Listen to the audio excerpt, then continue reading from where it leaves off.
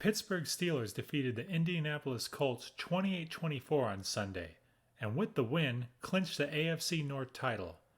The first half of the game was a nightmare for the Steelers on both sides of the ball, as Roethlisberger went 11 for 20 for 98 yards, while his counterpart Phillip Rivers was 9 for 11 for 153 yards and a touchdown.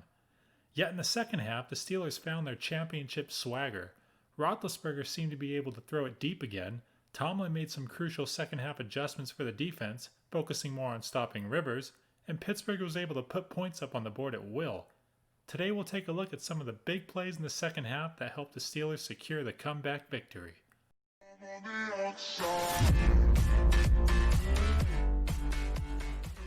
Okay, for this first play we'll look at, it's early in the third quarter, 3rd and 3, score 21-7 Colts. Indy has been moving the ball all game and is currently marching down the field for another touchdown. The Colts are running a high-low mesh wheel, which presents a matchup problem versus man coverage, as the linebackers covering each route are susceptible to a pick play by the Colts receivers. The Steelers are running cover 3, with man-to-man coverage by cornerback Steven Nelson on receiver T.Y. Hilton.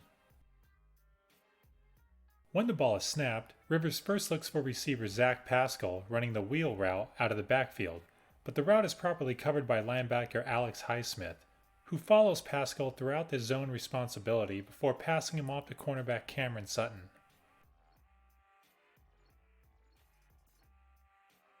Rivers next looks to the middle of the field for tight end Jack Doyle, and he might have been open if it wasn't for the hand placement made by Steelers linebacker Avery Williamson, who disrupts the timing of the route. As Rivers attempts to move to his third read, time's up, as Steelers defensive end Steven Tuitt swim moves his blocker and hits Rivers for the sack.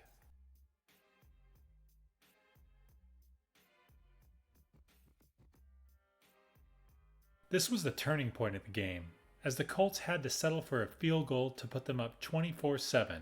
Alright, on this next play, it's midway through the third quarter, 1st and 10, score 24-7 Colts, and the Steelers are starting to find success passing the ball.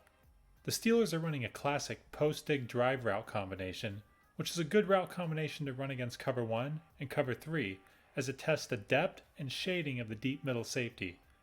This route combo also gives the quarterback short, intermediate, and deep passing options, all in the middle of the field. The Colts are running a cover 1 man, with the middle zone responsibility from the linebacker.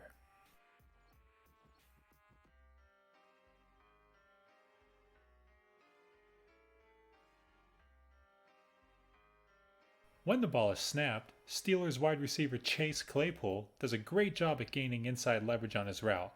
At this point, he's already won the route, as he'll be able to box out Colts cornerback TJ Carey on the post route. Roethlisberger sees that the coverage is cover 1 man, and knows that he wants to go to Claypool on the post route. In order to make space for his throw, Roethlisberger looks off deep middle safety Julian Blackmon and moves him just enough to the other side of the field.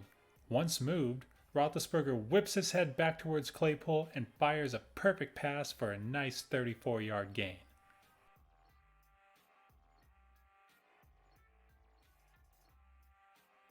Okay, on to the next clip, and there's 3:23 left in the third quarter, 1st and 10, score 24-7 Colts. The Steelers are running an empty set high-low concept, with wide receiver Juju Smith-Schuster running the drive route and Eric Ebron running the corner. Whenever you see two receivers bunched together, it's a good indication of a high-low concept. The Colts are running a cover 2 with man coverage on the outside and cornerback Kenny Moore playing intermediate zone coverage against the bunch receiver set.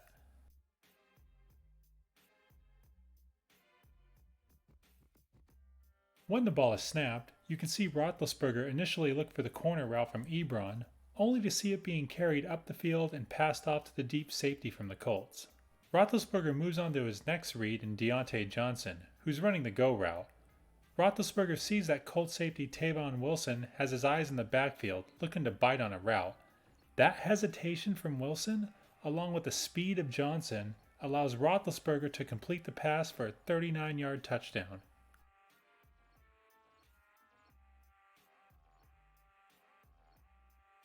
Okay, on this play, it's towards the end of the third quarter, 1st and 10, score 24-14 Colts, and the Steelers are going to send the blitz and sack Rivers before he can get to the top of his drop. The Colts are going to come out with a bunch receiver set on each side of the formation, and the Steelers are going to come out in an underfront. Now, in today's NFL, with special techniques and all, the traditional rigid ways of lining up exactly as the front prescribes doesn't really happen anymore. Many times you see exotic techniques and coverages that mesh together. However, a couple of ways to identify an underfront is that it will look like 5 men are on the line of scrimmage because the Sam backer will be up at the line. Another way to tell if it's an underfront is if the one technique defensive tackle, and what I mean by one tech is either shoulder of the center, if that person is on the strong side of the formation as you see here, as the underfront is the only front where a one tech will be on the strong side of the formation.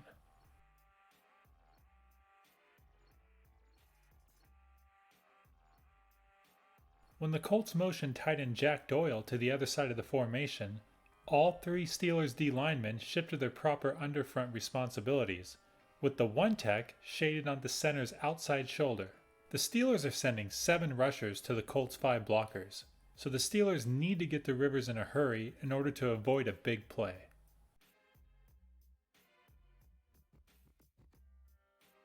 When the ball is snapped, Steelers linebacker Avery Williamson comes on the blitz, and rookie running back Jonathan Taylor misses the hot read blitz pickup and crosses the face of Rivers rather than going behind him to pick up Williamson on the blitz. Rivers never had a chance and goes down in a hurry. It's a good thing he does because he had tight end Jack Doyle wide open on the play, but couldn't get to his read in time. Alright, on this next play we'll cover, the Steelers are going to get a coverage sack. It's early in the fourth quarter, 3rd and 5, score 24-21 Colts, and the Colts are coming out in a 3-by-1 set, which is 3 receivers to one side of the formation and 1 to the other.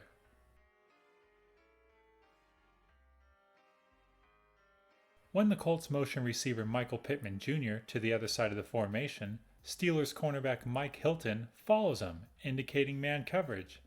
And with the Steelers showing 2 deep safeties, Rivers assumes cover 2 man and intends to throw the ball to receiver Marcus Johnson running the out route. But when the ball is snapped, the Steelers rotate to a cover 1 robber, with safety Minka Fitzpatrick playing the robber role, looking to take away any intermediate pass over the middle. But the Colts don't have any intermediate routes over the middle, and are running a dagger concept, with the clear-out go route ran to make room for Hilton breaking on his dig route.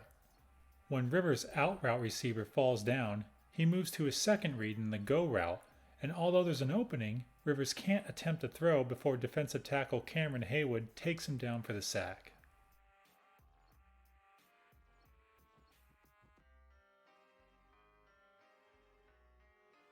Okay, here on this next play, it's 1st and 10, score 24-21 Colts, midway through the fourth quarter. The Colts are going to come out in a cover 6, which is a cover 2 on one side of the formation and cover 4 on the other. The Steelers are running a pump seam, where Roethlisberger will pump the ball towards receiver Deion Johnson at the top of his dig route, then throw the ball to Juju Smith-Schuster running a go route down the seam.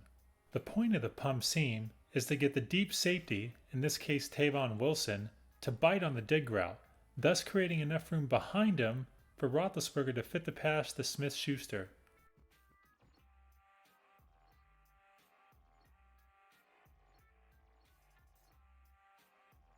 It was a fantastic play design, as Roethlisberger was having success all second half moving the safeties with his eyes and pump fakes.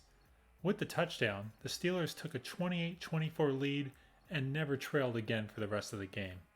Okay, for this last play we're going to cover, it's midway through the fourth quarter, 1st and 10, score 28-24 Steelers, and the Colts are going to come out with another dagger concept, this time out of an empty 5-receiver set.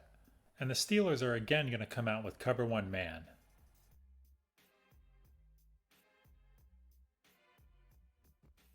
When the ball is snapped, receiver Michael Pittman Jr. is initially open on the go route, but the Steelers are able to get pressure on Rivers by only rushing 4, and linebacker Alex Highsmith beats Colts left tackle Jamarcus Webb with a dip move and gets to Rivers right as he's making his pass, which disrupts the timing and causes Rivers to sail the pass for an interception from Steelers cornerback Mike Hilton.